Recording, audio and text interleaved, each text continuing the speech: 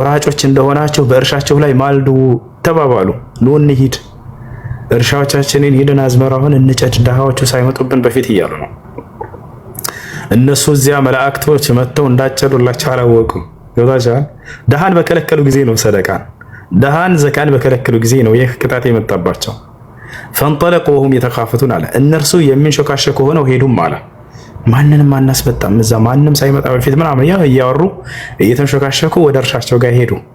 ምን እያሉ ነው የተንሾካሸኩት? ቀጥሎ ገለጸው። ዛሬ በእናንተ ላይ ድሃ አይገባትም በማለት አያችሁ። ማንም ድሃ ሳይመጣ በፊት አጭደን ጨርሰን ከዚያ በኋላ ድሃ ይመጣሉ። ምናሻ እየተንሾካሸኩ ይሄዳሉ። ወገደው አላ ሐርዲን ቃዲሪን አለ። ድሆችን በመከልከልም ላይ በሐሳባቸው ቻዮች ሆነው ማለዱ አለ። በቃ ተስማምተው ምናምን እየፎከሩ ይሄዳሉ። ፈለማ ረአውሃ ባዩት ጊዜ ምን እንደሚከሰት ተመልከቱ። ተቃጥላ ባዩትን ጊዜ እኛ በእርግጥ ተሳሳሾች ነን አሉ። ተሳስተን ነበር ድሃን አናበላም በማለታችን እነሱ ሳይመጡ በፊት አጭደን እንደብቃለን በማለታችን ተሳስተናል አሉ። አሁን ወደ ራሳቸው ተመለሱ። አያችሁ። በል ነሕኑ መሕሩሙን አሉ። ይልቁንም እኛ የተከለከልን አሉ። ለድሃዎች እንከለክላለን ባልን ጊዜ ይህን ጸጋ እኛ ተከለከልን። ወደ ራሳቸው ተመለሱ። ቃለ አውሰጡሁም መካከላቸው ወንድማቸው ምን እንደሚል ተመልከቱ። ትክክለኛቸው ወይንም መካከላቸው ለእናንተ አላህን ለምን አታጠሩም አላልኳችሁም ምን አላቸው።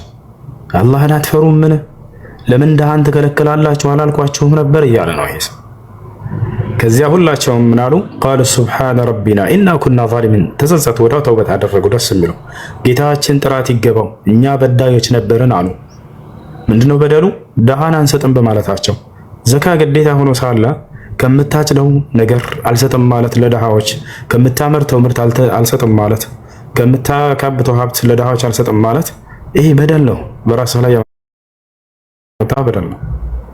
ፈአቅበለ ባዕዱሁም አላ ባዕድን የተላወሙን አለ። ቀጥሎ የሚወቃቀሱ ሆነው ከፊሎቻቸው ከከፊሉ ላይ መጡ አለ።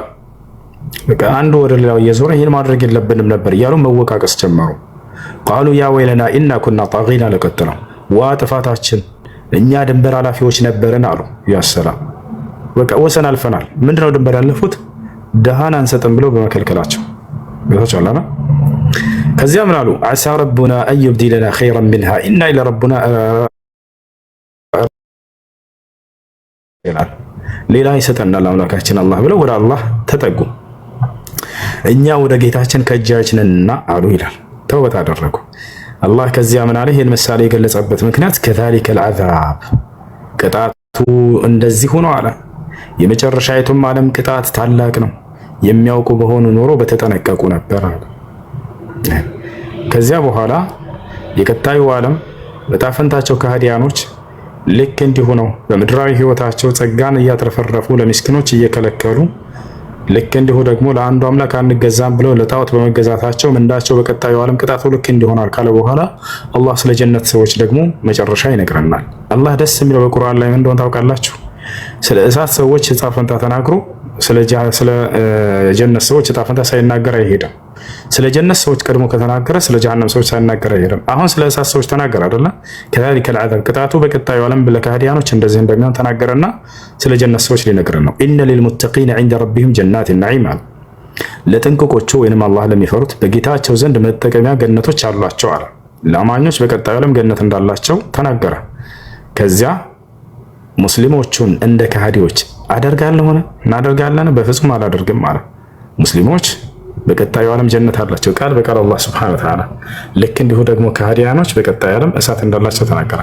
ማለኩም ከይፈ ተሕኩሙን አም ለኩም ኪታቡን ፊህ ተድሩሱን ኢነ ለኩም ፊህ ለማ ተኸየሩን አም ለኩም አይማኑን ዐለይና ባሊገቱን ኢላ የውሚል ቂያመቲ ኢነ ለኩም ለማ ተሕኩሙን ሰልሁም አዩሁም ቢዛሊከ ዘዒም ይናገራል። እነዚህ ናቸው አስሓቡል ጀና የአትክልቱ ባለቤቶች ታሪክ።